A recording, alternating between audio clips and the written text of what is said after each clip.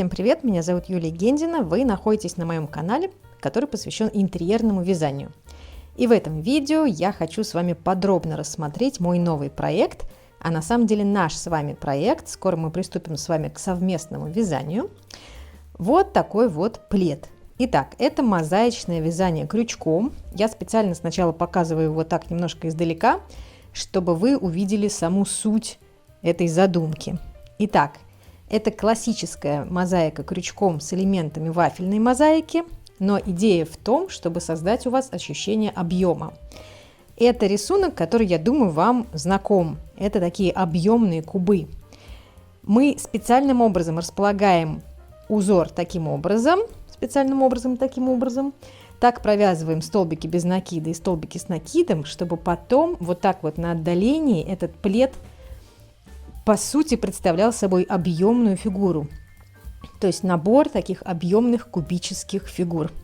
По-моему, это завораживающе, хочется на него смотреть и смотреть. Давайте теперь перейдем к некоторым техническим моментам. Во-первых, я покажу вам его поближе. Вот, как я и говорила, это сочетание классической мозаики, вот, и вафельной мозаики.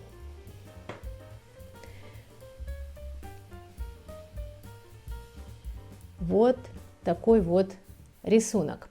Плед вяжется по горизонтали, то есть вот по длинной стороне, поэтому схема, которую вы найдете, она будет расположена у вас вот так.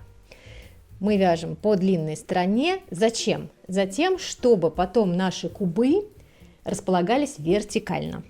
Ну и еще для того, чтобы бахрома в этом пледе располагалась по коротким его сторонам. В описании к этому видео вы найдете файл с схемой, а еще ссылку на чат в Telegram. Когда вы откроете файл со схемой, вы там увидите два варианта схемы. В одном варианте в этих кубах грани расположены по диагонали, вот эти белые грани, как у меня здесь в примере. В другом варианте эти грани расположены по вертикали, строго друг над другом. Посмотрите внимательно на обе схемы и найдите, как говорится, 10 отличий. Вы увидите, как немножко рисунок по-другому играет в одной схеме и в другой. Выбирайте ту, которая вам нравится. Моя – это диагональ. Если вам нравится, чтобы вот эти белые грани были по диагонали, то, соответственно, вяжите по схеме, которая называется диагональ. Что еще надо сказать? Не забудьте вступить в чат. В чате мы будем обмениваться идеями по пряже. Надеюсь, что будет у всех разная интересная пряжа и разные цвета, и мы посмотрим, как все это будет играть. Ну и кроме того, чат – это хорошая мотивация для того, чтобы проект не бросить. Но в данном случае я вам точно говорю, что вы его не бросите, пока не довяжете, потому что вам захочется побыстрее увидеть, собственно, вот этот объем. Не меньше 3 раппортов вам нужно будет связать. Вот так, если мы считаем по длинной стороне, не меньше 3 раппортов, чтобы действительно это смотрелось хорошо. Теперь давайте по техническим характеристикам, по пряже, по крючку, по расходу. Итак, я вязала из карачаевской пряжи, это 3-нитка, крючком 5,5. Этот плед размера полуторного, длинная сторона у него 170 сантиметров, короткая сторона 130, но я еще не довязала, у меня еще осталось 2,5 клубка, поэтому я думаю, что будет чуть больше. У меня на него в сумме, когда я сейчас его довяжу, уйдет 10 пасм вот этой карачаевской 3-нитки, то есть это примерно 2,5 килограмма пряжи. Если вы будете вязать из 3 нитки, помните, что этот плед получится весомым. Если вы хотите полегче, берите 2-нитку, ну или любую другую пряжу.